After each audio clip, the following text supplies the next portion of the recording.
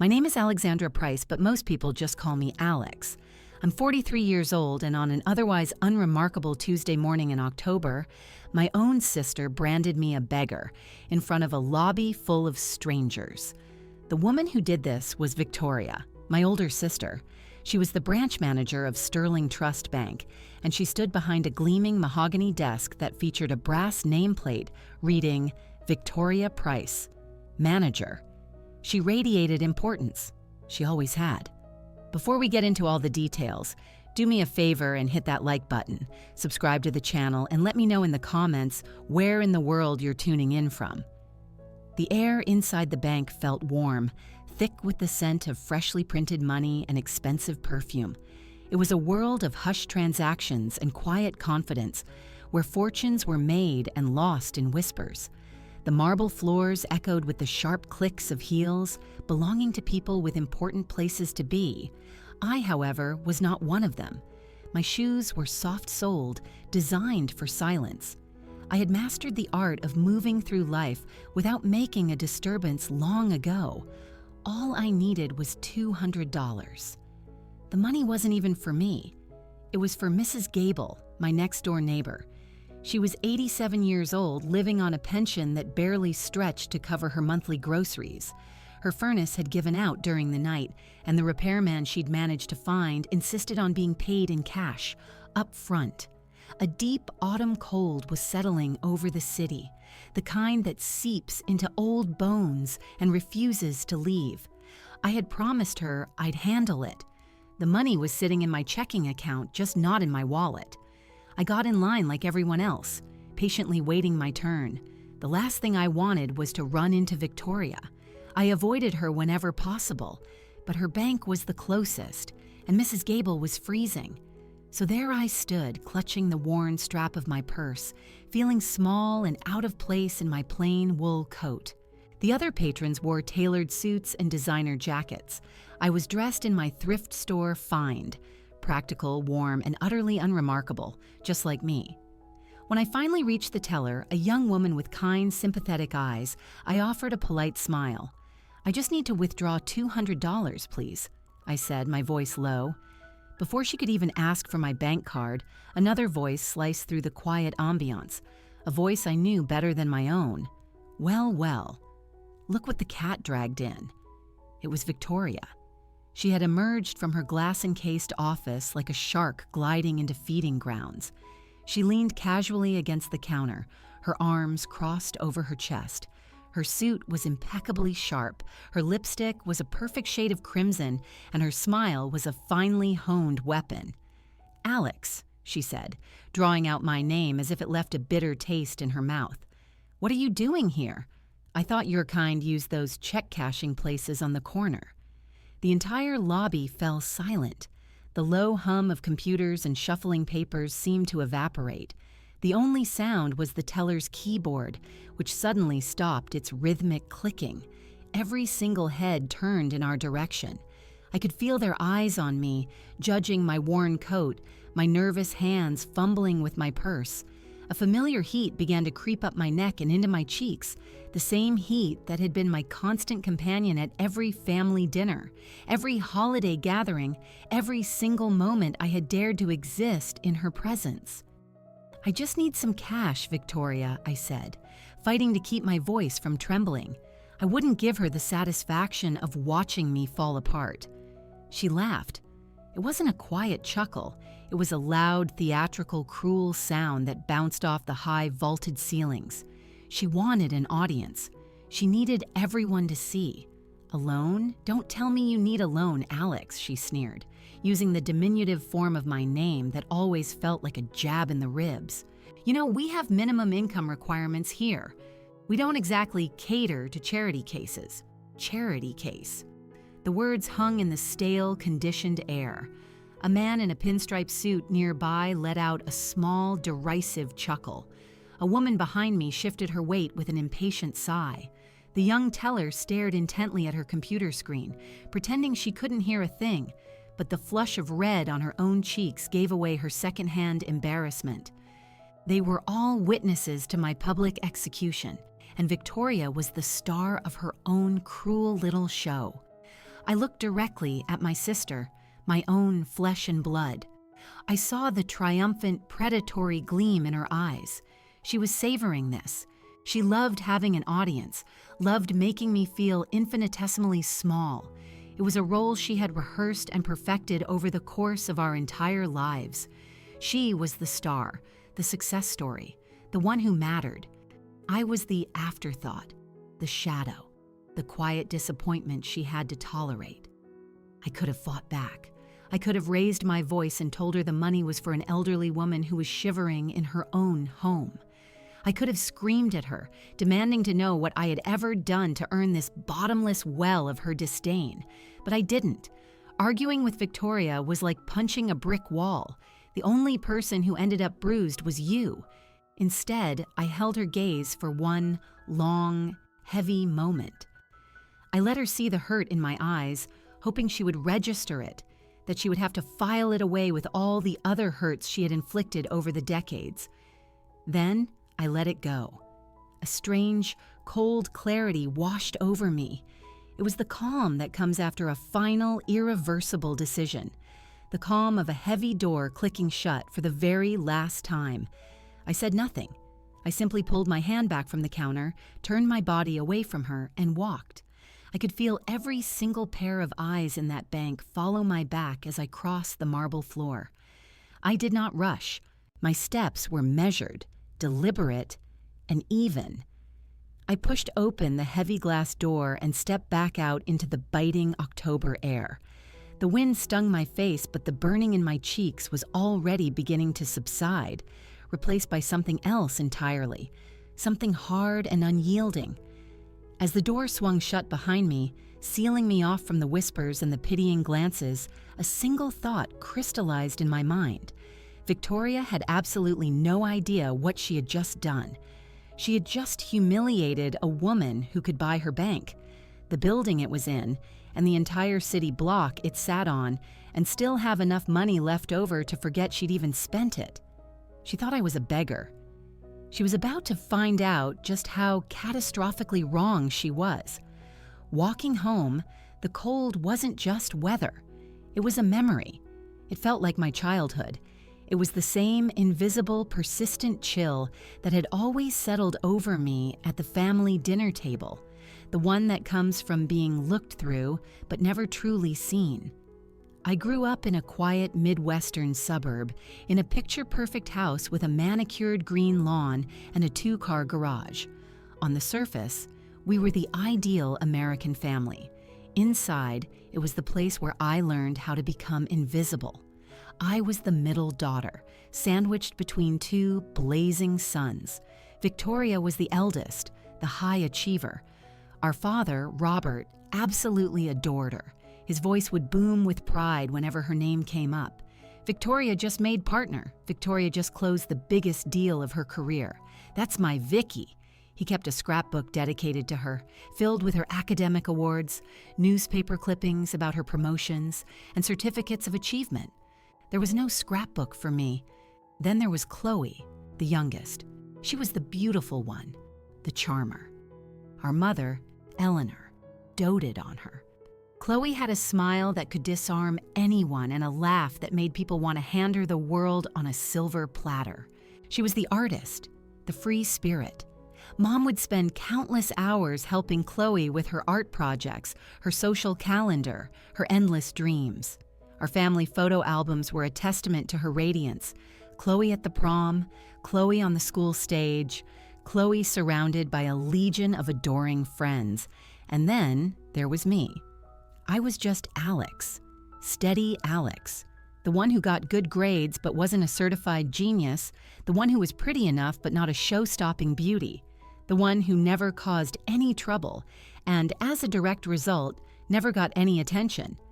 I was the quiet one, the reliable one, the one everyone tended to forget. My accomplishments were typically met with a distracted nod. "Oh, that's nice, dear." My problems were dismissed with a wave of the hand. "You're so sensible, Alex. You'll figure it out." My very presence was just part of the background, like the hum of the refrigerator or the pattern on the wallpaper. I learned early on not to speak too loudly, not to ask for too much, not to have needs that might inconvenience anyone else. My designated role in the family was to be no trouble at all, and I played that part to perfection. Only one person ever truly saw me for who I was: Grandpa Arthur. Grandpa Arthur was my mother's father. He didn't live in a big, perfect house. He lived in a small, cozy cottage cluttered with books, old nautical maps, and the delicate tools he used for repairing antique clocks. His home smelled of pipe tobacco, wood polish, and old paper. While my parents saw a report card, Grandpa Arthur saw me. He would sit in his big, worn-out armchair and he would listen. He would actually listen. He'd ask me about the books I was reading, about the different types of birds I'd identified in the backyard, about the thoughts I was too shy to say out loud to anyone else. "You have a quiet strength, Alexandra," he told me once, his voice a low, comforting rumble. "Don't ever let them mistake your silence for weakness. Still waters run deep." He was the only one who never compared me to Victoria or Chloe. He saw me for what I was, not for what I wasn't. His little cottage was my sanctuary. When I was 21, just before he passed away, he called me to his bedside. The air in his room was heavy with the scent of medicine and old age. My parents and sisters were out in the hallway talking in hushed, practical tones about funeral arrangements and his will. They had already moved on. Grandpa Arthur's hand felt like dry parchment in mine. His eyes, though faded, were still sharp and clear. He motioned with his head toward a small, dark wooden box on his nightstand. It was a simple box, but it had an intricate lock made of aged brass. He pressed a small, old-fashioned key into my palm. "This is for you," he whispered, his breath catching, "for the youngest heart." He must have been confused. Chloe was the youngest. "Grandpa, Chloe is the youngest," I corrected him gently. He shook his head, a small but firm gesture. "No, the youngest heart, the one that hasn't grown hard and cynical yet. That's you, Alex." He gave my hand a weak but meaningful squeeze. "There's a note inside. Don't open it until you truly need to. Use it when they forget who you are." He passed away that night. At the funeral, my family performed their grief loudly. Victoria gave a polished, corporate-style eulogy about his business acumen. Chloe cried beautifully, dabbing her eyes with a silk handkerchief. My parents accepted condolences with a practiced, somber grace. I stood in the background, invisible as always, holding on to the memory of his final words, the weight of the key feeling heavy in my pocket. In his will, he left Victoria his vintage watch and Chloe his collection of art books. To my parents, he left his house. To me, besides the box, he left a small inheritance. It was a modest sum, just enough to be noticed, but not enough for anyone in my family to become jealous. To Alexandra, for her quiet endeavors, the will read. My father had clapped me on the shoulder. "Good for you, Alex. Be sensible with it," and I was. I put the wooden box away in the back of my closet, treasuring it as the last gift from the only person who had ever truly seen me. For years, I thought the key and the note were symbolic. Use it when they forget who you are. I assumed he meant that I should find my own courage, my inner strength. For years, I believed that was all it was, a beautiful, sentimental metaphor. I had no idea he had left me something else entirely. He hadn't just left me a box with a key. He had left me control of the original family trust, a vast and complex portfolio my great-grandfather had established generations ago. The inheritance was just a decoy. The real power was locked away, waiting for the day I finally needed it, waiting for the day I finally understood that his final gift wasn't just a metaphor for courage. It was leverage. That frigid Tuesday began with a frantic knock on my apartment door. It was Mrs. Gable's home care aide, a young woman named Sophia, her face etched with deep worry. "It's Mrs. Gable," she said, her voice trembling. "Her furnace went out sometime last night.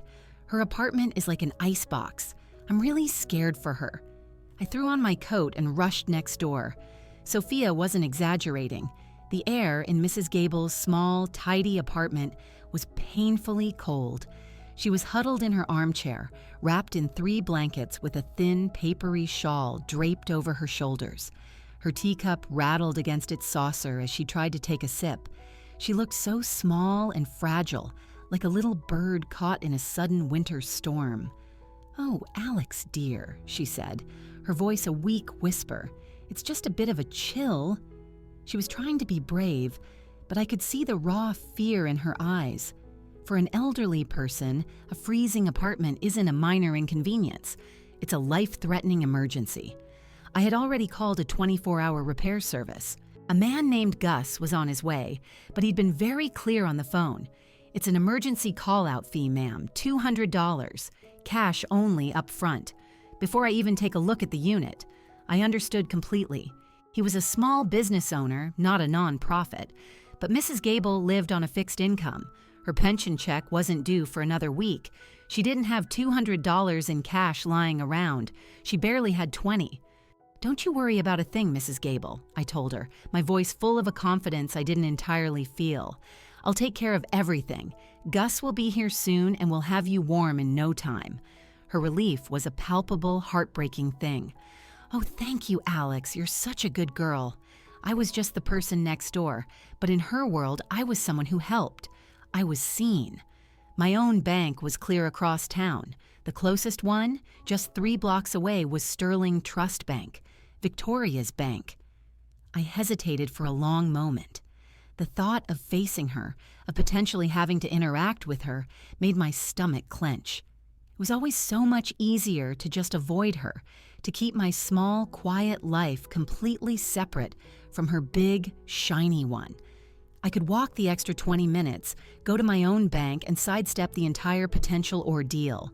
But then I looked at Mrs. Gable, shivering under her mountain of blankets, and a surge of resolve washed over me. This wasn't about me. This was about a vulnerable person who needed help right now. My pride didn't matter. My complicated history with Victoria didn't matter. All that mattered was getting that cash. So I walked the 3 blocks. I walked into the warm, polished lobby of Sterling Trust Bank, a place where I felt I didn't belong, to ask for my own money. I stood in line, and when I got to the front, Victoria appeared, as if summoned by my very discomfort. She stood there, radiating success, and looked down her nose at me. It was how she always looked at me, as if she were standing on a mountaintop and I was shivering in the valley below. "Need a loan?" she sneered, her voice carrying across the now silent lobby. Her words hit their mark, but this time they felt different. Behind the initial sting of her public scorn, I wasn't just thinking about myself. I was thinking about Mrs. Gable. I was thinking about how easy it was for Victoria, with her 6-figure salary and her important job, to dismiss a need so urgent. To her, $200 was probably a rounding error, the cost of a business lunch. To Mrs. Gable, it was the difference between warmth and sickness, between safety and mortal danger. Victoria saw me standing there and assumed I was pathetic. She saw weakness. She saw a charity case. I stared back at her, and for the first time, I didn't just see my successful, intimidating older sister. I saw a bully, a woman so deeply insecure in her own life that her only way to feel big was to make others feel small. I remembered every single time she had done it. Every family dinner where she'd interrupted my stories to tell one of her own that was louder and funnier. Every holiday where she'd mocked my clothes, or my job, or my quiet life. Every single time my parents had laughed along with her, leaving me to swallow my words and shrink a little more. A lifetime of it. A lifetime of being the butt of the joke, of being treated like I was less than. And for what? Because I was quiet? Because I didn't crave the spotlight? Because I found happiness in small, simple things that her ambitious mind couldn't comprehend? Her sneer, the quiet chuckles from the other customers, the teller's averted eyes, it all blended into a single, deafening roar of disrespect. This wasn't just the final straw. It was the anvil that broke the camel's back. I didn't argue. I didn't defend myself. I didn't say a single word about Mrs. Gable because I knew in that moment that it wouldn't matter. Explaining my reasons to Victoria would be like describing the color blue to someone born blind. She simply lacked the capacity for empathy. So I let the silence be my answer. I turned my back on her and on the audience she had so carefully cultivated for her performance. I walked out of that bank, and the heavy glass door closed behind me with a soft, final thud. It wasn't a retreat. It was an advance in a new direction. The humiliation didn't follow me out the door. It stayed in there with her. What I carried out with me was a cold, hard certainty. I had spent 43 years accepting the role my family had assigned me. The invisible daughter, the charity case, the one who didn't matter. That role was now officially retired. The door hadn't just closed on the bank. It had closed on the person I used to be. The one who would have gone home and cried, who would have absorbed the shame and blamed herself. That Alex was gone. A new one was standing on the sidewalk, the frigid wind on her face, finally ready to pick up the key Grandpa Arthur had left for her. I didn't go back to Mrs. Gable's right away. First, I went to an ATM at a different bank down the street and withdrew the $200. I gave the cash to Sophia, told her to pay Gus, and promised I'd check in on them later. Then I went home to my small, quiet apartment. To my family, this apartment was the sum total of my life's achievements. A one-bedroom unit in a modest, unassuming building. The furniture was comfortable, but dated. The art on the walls was from local craft fairs. My car was a 10-year-old sedan that I'd paid for in cash. They saw my life as a direct reflection of me, small, frugal, and utterly unremarkable, and they pitied me for it. At Christmas, they would give me gift cards for groceries, their faces a nauseating mixture of performative charity and condescension. They had no idea that this apartment was a stage. It was a costume I wore to keep my real life safe from their judgment. That night, I didn't turn on the television or open a book. I sat at my simple kitchen table, opened my laptop, and logged into my real life. My normal, everyday banking app showed a balance of a few $1,000s, a sensible cushion. But that wasn't the account I opened. I navigated through 3 layers of advanced security, typed in a 32-character alphanumeric password, and pressed enter. The screen went black for a moment, then a new interface loaded. It was clean, minimalist, and decorated with a single simple logo, a stylized letter, A supporting a globe. At the top of the screen were 2 words, Apex Fund. Beneath them, a number, account value, $4,510,350,000. $4.5 billion. This was my world. This was my work. This was the secret I had guarded for 15 years. It had started with Grandpa Arthur's inheritance, that sensible amount of money my father had advised me to be careful with. I didn't put it into a savings account. I used it as seed money. My family mistook my quietness for a lack of ambition. It wasn't. It was focus. When no one is talking to you at the dinner table, you learn to listen to everything else. When no one is watching you, you learn to observe the world in minute, granular detail. My mind didn't work like Victoria's or Chloe's. I didn't see people or deals. I saw patterns. I saw systems. In college, I'd majored in mathematics and computer science, not because I wanted a flashy career in tech, but because numbers felt like the only honest language in the world. They didn't lie. They didn't have hidden agendas. After one particularly brutal family holiday where Victoria had mockingly called my data entry job a waste of a good brain, I decided I was done playing their game. I took Grandpa Arthur's money and my knowledge, and I started building something of my own, in secret. I built an algorithm, a complex piece of software designed to predict global market shifts based on thousands of seemingly unrelated data points, weather patterns, shipping movements, political speeches, social media sentiment. It was designed to see the invisible threads that connect the world economy. I called it Oracle, because it could see storms coming long before anyone else even saw clouds. I became a silent investor, a ghost in the financial machine. I created a legal fiction, a persona named A.M. Price, my initials and my mother's maiden name. A.M. Price was nobody and everybody.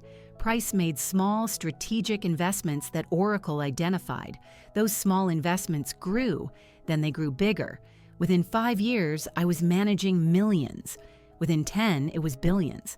The Apex Fund was my private holding company. It owned everything: tech startups in Silicon Valley, real estate in Tokyo, shipping lanes in the Atlantic.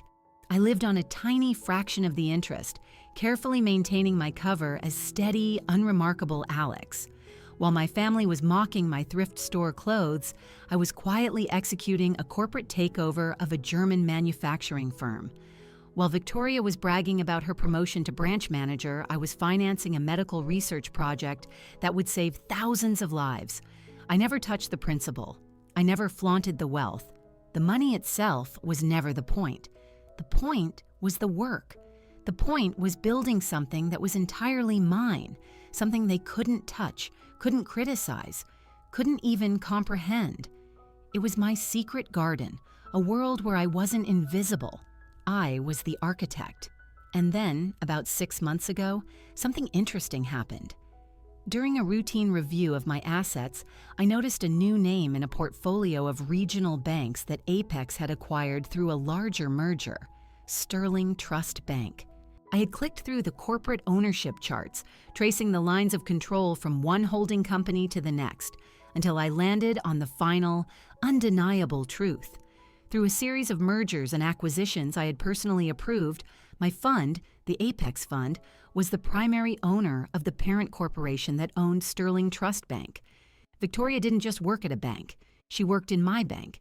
She was an employee in a building I owned, drawing a salary I indirectly paid, sitting at a desk that was, for all intents and purposes, my property.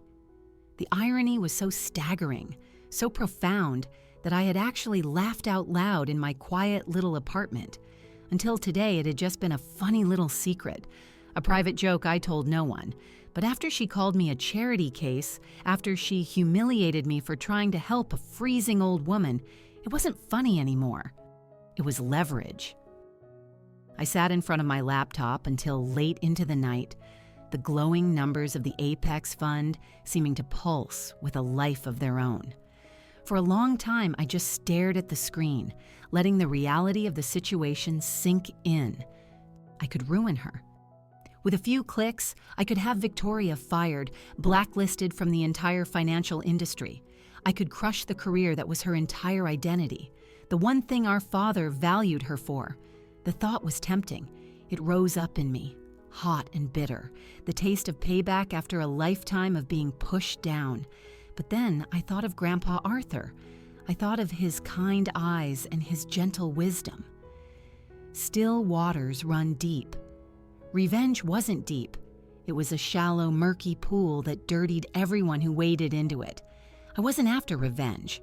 I wasn't Victoria. I was after something far more valuable: recognition. I didn't want to destroy her. I just wanted her, and all of them, to finally see me. At 3 a.m., when the world was dark and silent, I picked up my phone.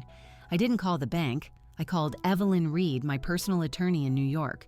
She was the only other person on earth who knew that Alexandra Price and A.M. Price were the same person.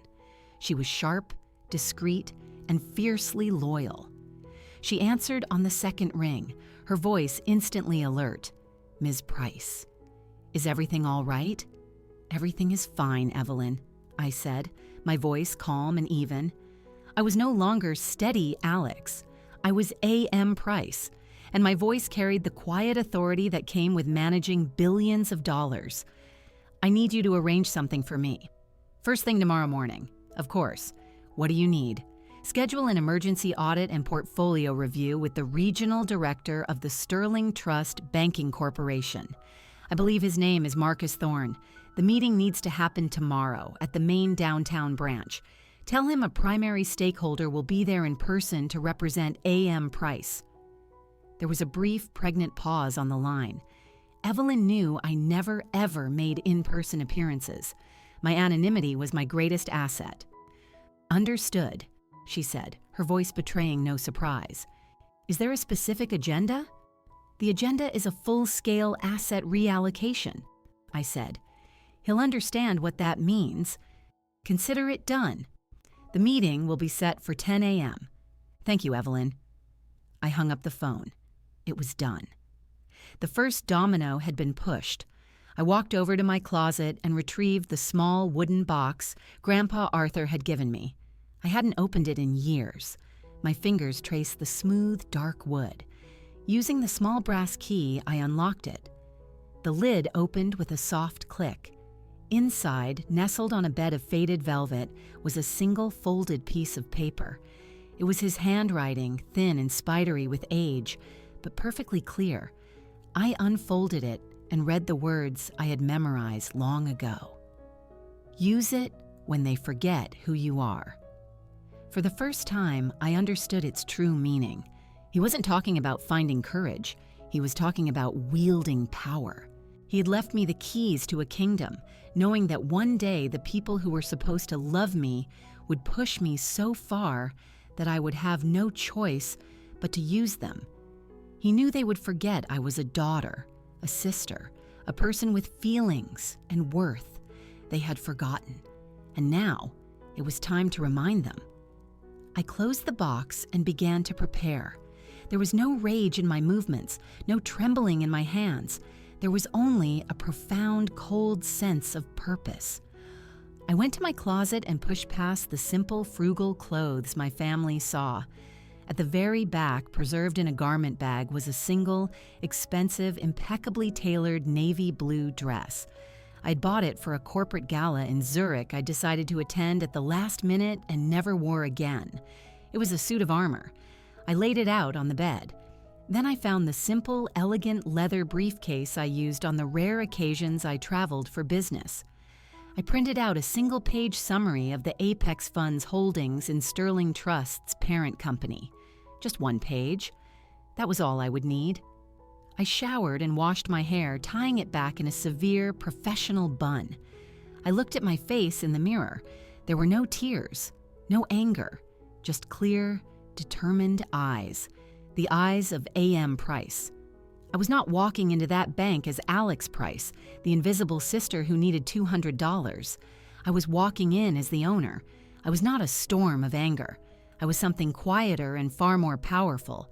I was a tectonic shift, a fundamental change in the landscape that no one sees coming until the ground beneath their feet begins to move. They had forgotten who I was. Tomorrow morning, I would reintroduce myself. The next morning, I did not drive my 10-year-old sedan.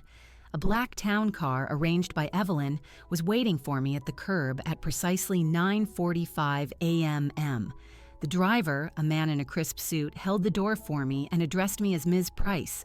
He didn't say it loudly, but the name carried its own weight. As we pulled up to the bank, I saw him before he saw me.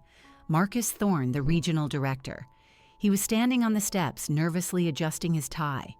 He was younger than I'd expected, with a face that was trying to project calm authority but was failing miserably.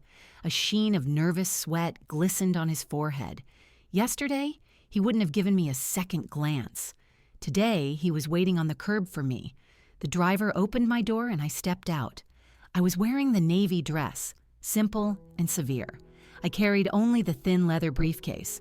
Marcus Thorne's eyes scanned the street, looking for a fleet of limousines, perhaps. He almost missed me. When his gaze finally landed on me, a flicker of confusion crossed his face. He was expecting, I imagine, someone older, louder, more obviously powerful. He was almost certainly expecting a man. Ms. Price? He asked, his voice uncertain. Mr. Thorne, I replied, my tone level and cool. Thank you for meeting me on such short notice. His professional mask snapped into place. The confusion vanished, replaced by a wide, toothy smile that didn't touch his eyes. He rushed forward, his hand extended. Not at all, Miss Price. It is an absolute honor, a pleasure. Please, come in, come in. He practically tripped over himself, ushering me through the heavy glass doors.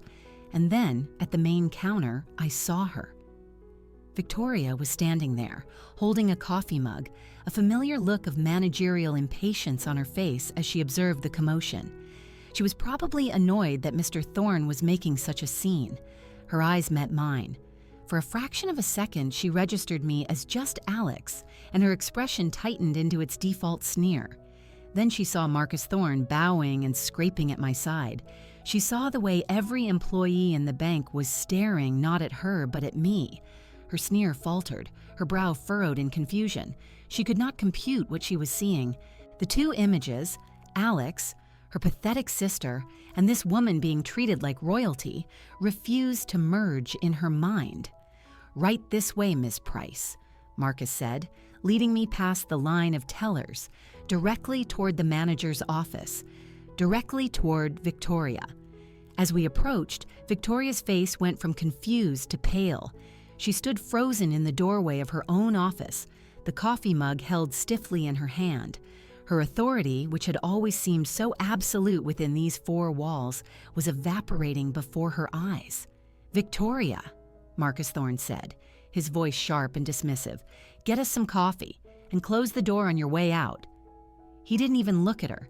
His entire focus was on me. To him, in that moment, she was just a piece of furniture in the room. I walked past her and into her office.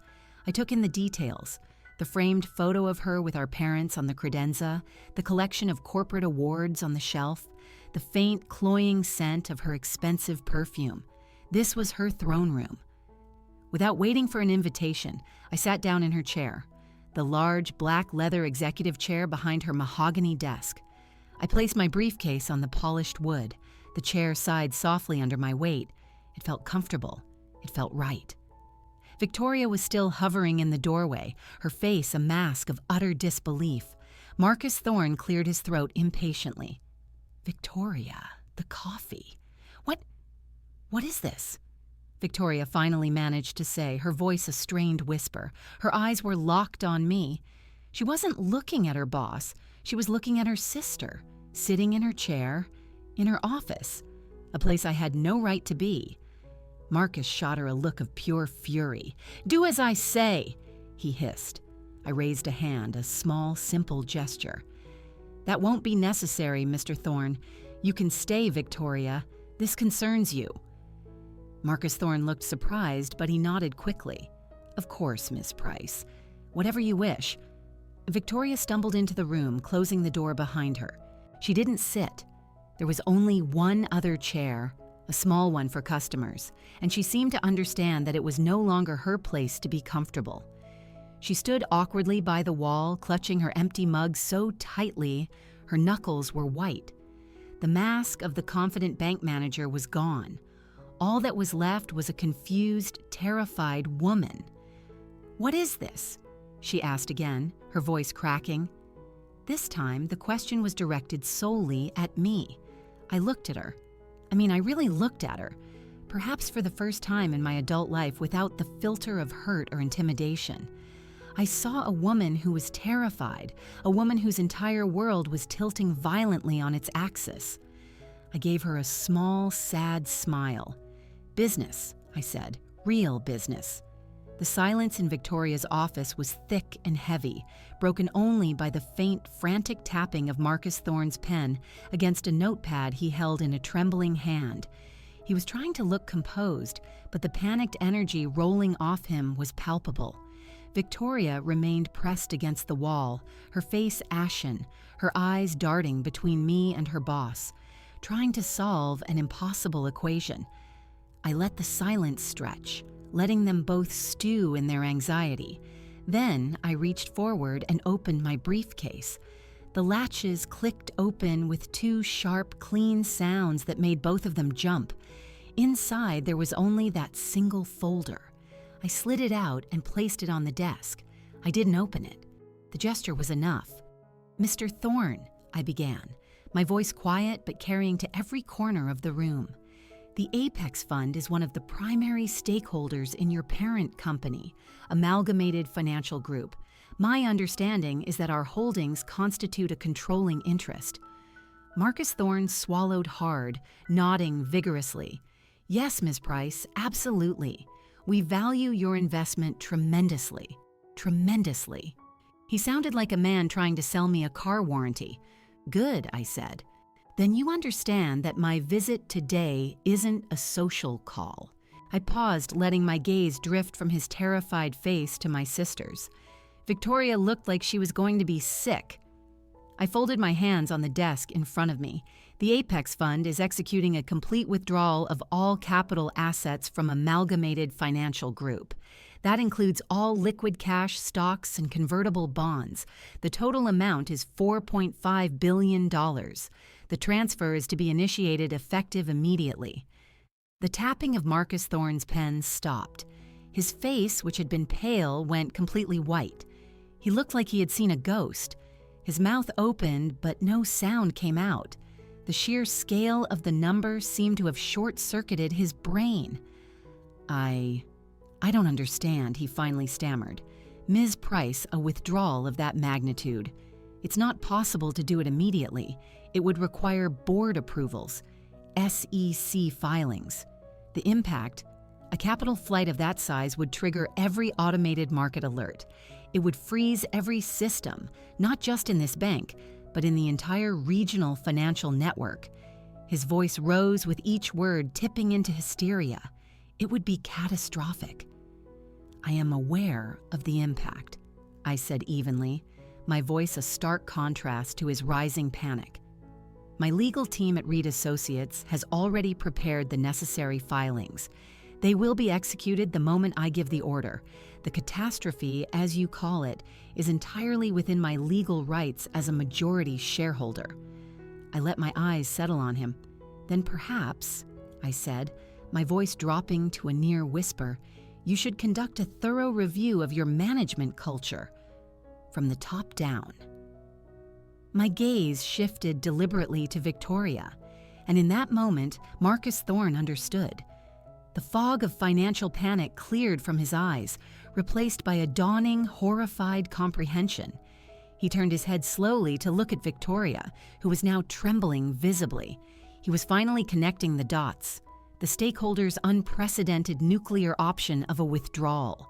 The stakeholders' personal presence in this specific, unremarkable branch. The stakeholders' intense focus on this specific, unremarkable manager.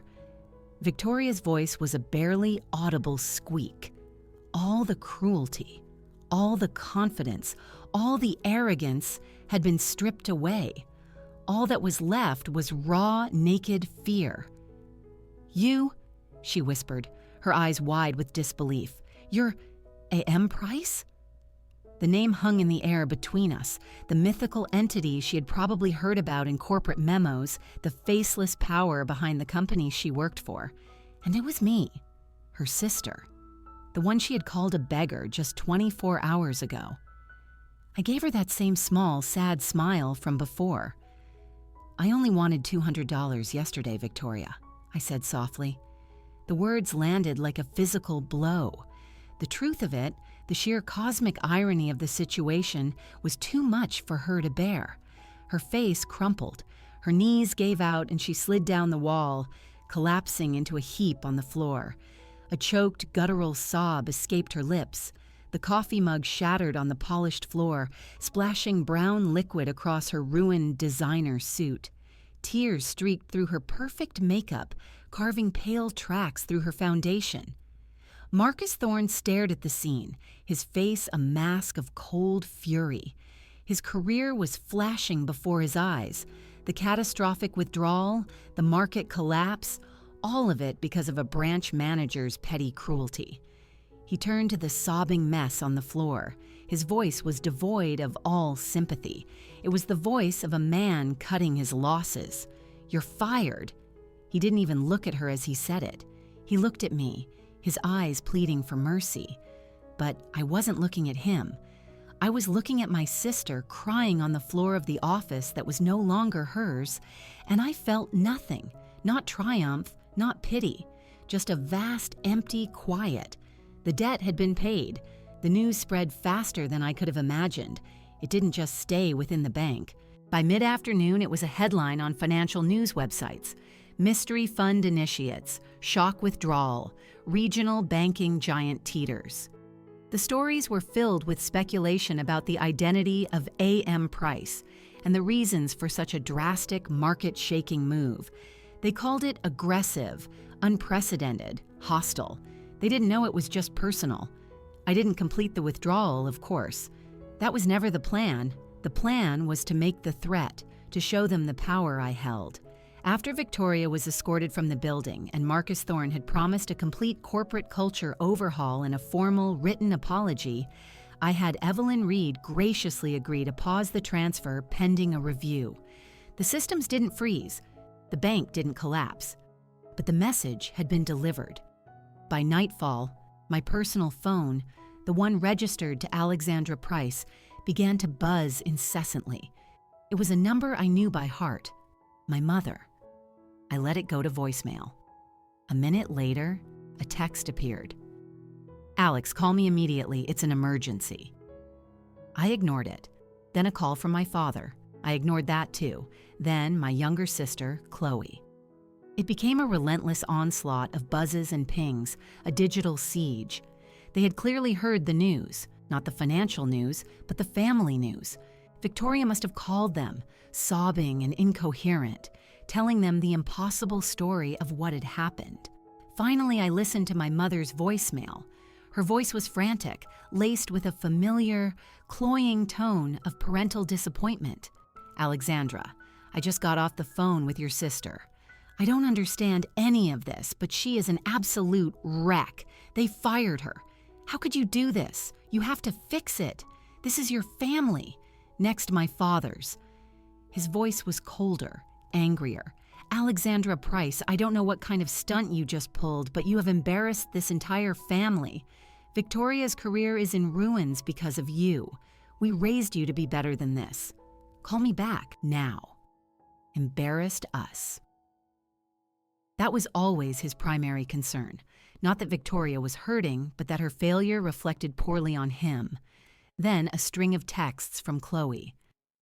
"Alex, Vicky is falling apart. Mom and Dad are freaking out. What did you do? People are saying you have all this money. Is it true? Whatever is going on, you have to fix this for Vicky. We're family." Family. The word echoed in my mind.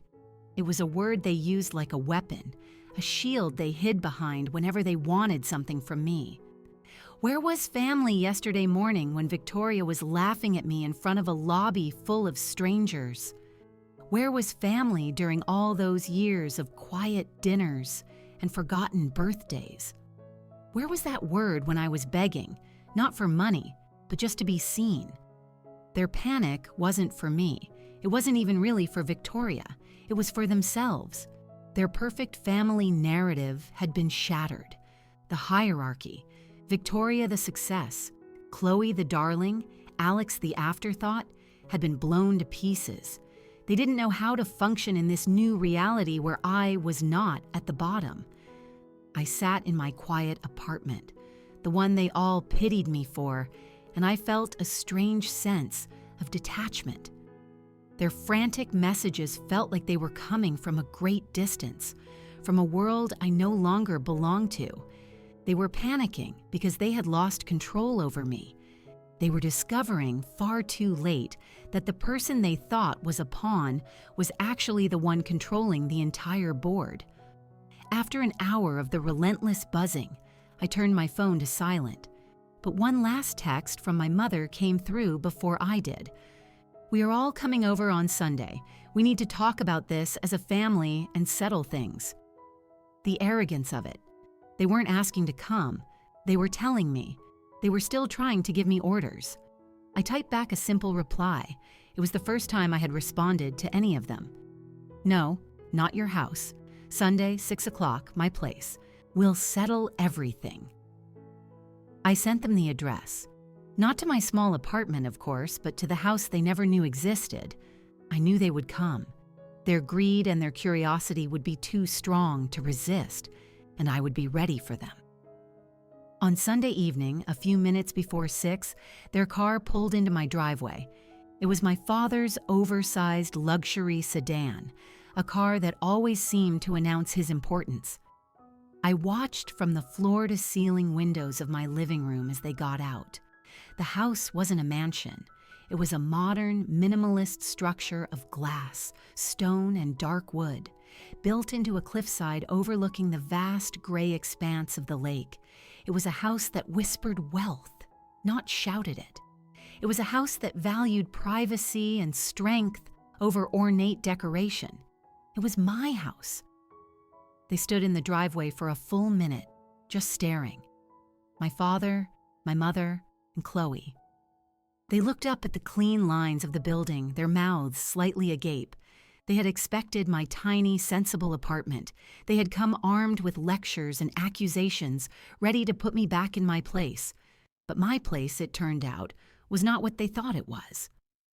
I opened the front door before they had a chance to ring the bell. "Come in," I said. They walked inside, their steps hesitant on the polished concrete floors.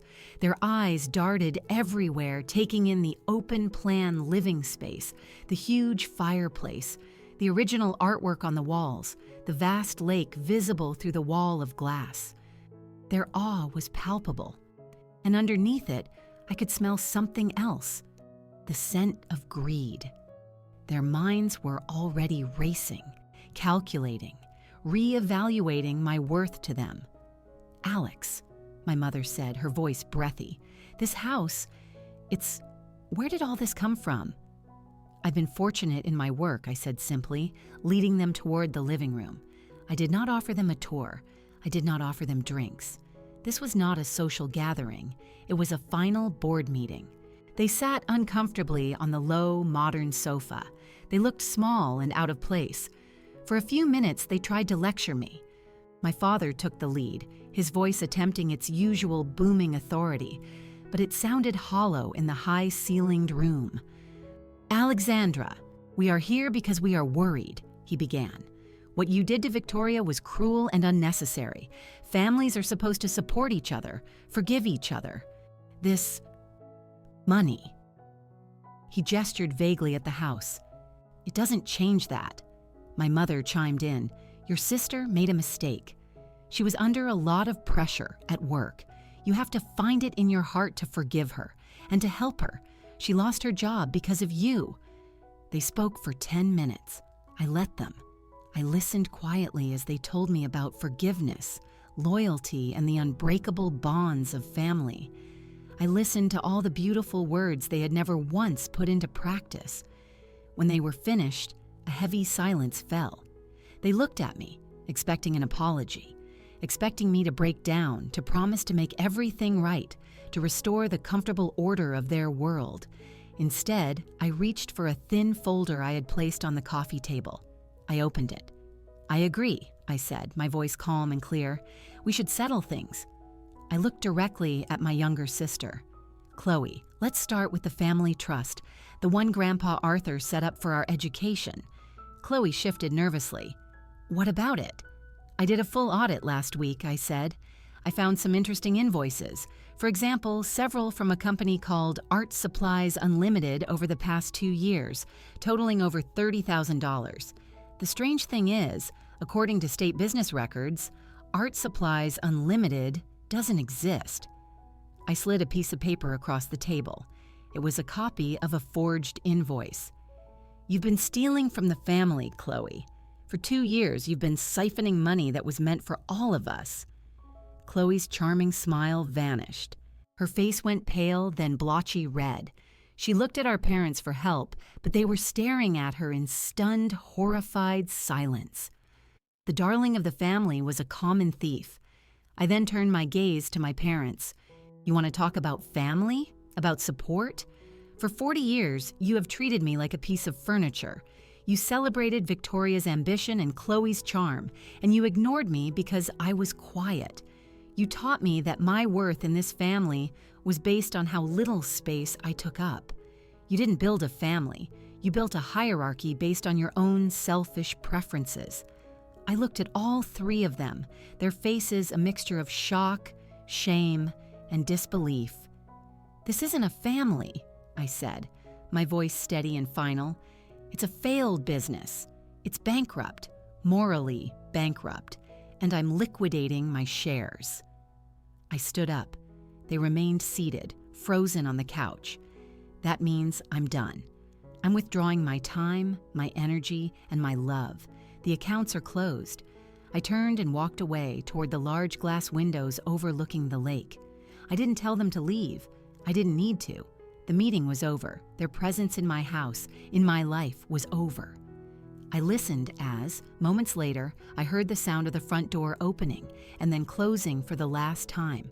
Months later, the sunlight was warm on the back of my neck. I pressed my hands into the rich, dark soil, firming it around the base of a young maple tree. The air smelled of damp earth and new beginnings. In the distance, I could hear the sound of children's laughter drifting through the crisp autumn air. I was in the Gable Arthur Memorial Garden. It was a small public park, a patch of green and quiet in the middle of the city. I had bought the derelict lot it stood on and funded its creation. There were flower beds, benches, a small playground, and a community reading circle. It was named for the two people who had, in their own ways, given me my freedom, Mrs. Gable, whose simple need for kindness had been my breaking point, and Grandpa Arthur, who had given me the key to unlock my own life. Mrs. Gable was sitting on a bench near the playground, reading a story to a group of neighborhood children. She was warm and safe, her new furnace long since installed, her winters now comfortable. After her landlord had tried to evict her, I had bought her building, lowered the rents for all the elderly tenants, and funded a proper maintenance program. It was a small thing, really, a footnote in the Apex Fund's portfolio, but it felt more real than any billion-dollar acquisition. My phone buzzed in my pocket. I pulled it out. It was a news alert. Amalgamated Financial Group announces record quarter following major restructuring. Marcus Thorne had kept his job. The bank had survived. My paused withdrawal had forced them to clean house, to trim the fat, to actually pay attention to their culture. They were stronger for it. I never heard from Victoria again. I heard through the grapevine that she had moved to another state, taking a much lower-level job at a small credit union. Chloe had quietly paid back the money she had stolen. My parents sent a single stiff letter asking for a reconciliation, which I never answered. They were ghosts from a former life. The threat to transfer $4.5 billion was the loudest thing I had ever done, but it wasn't my greatest act. The real act of power, the one that truly changed my life, was the quiet withdrawal of my love and my loyalty from people who had bankrupted my spirit. I had spent a lifetime making deposits into a family account that gave me nothing in return. Closing it was the single most profitable transaction I ever made. I stood up and brushed the dirt from my hands, looking at the small, hopeful maple tree. It would grow tall here. It would be seen. I looked out at the peaceful garden, at the smiling faces, and felt a sense of quiet contentment that no amount of money could ever buy. If you've ever been mocked for being small, if you've ever been made to feel invisible, remember this: silence isn't weakness, it's leverage. Like, comment, and subscribe, because the best revenge is quiet freedom. End of story.